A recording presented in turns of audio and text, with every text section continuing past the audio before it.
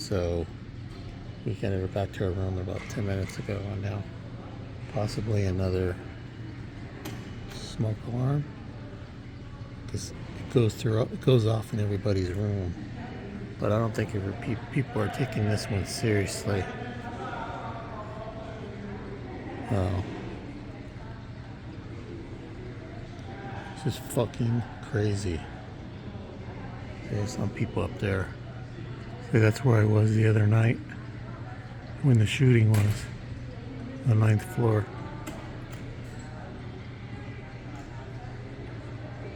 And this is what business is all about. The door that's open up there, that's where the shooters were. And they already opened it back up after clearing out all the shell casings.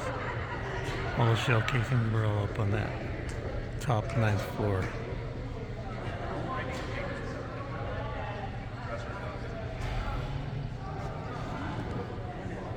There's one of the hotel staff, that was the guy yesterday that was handing out water and blankets to the people on our floor.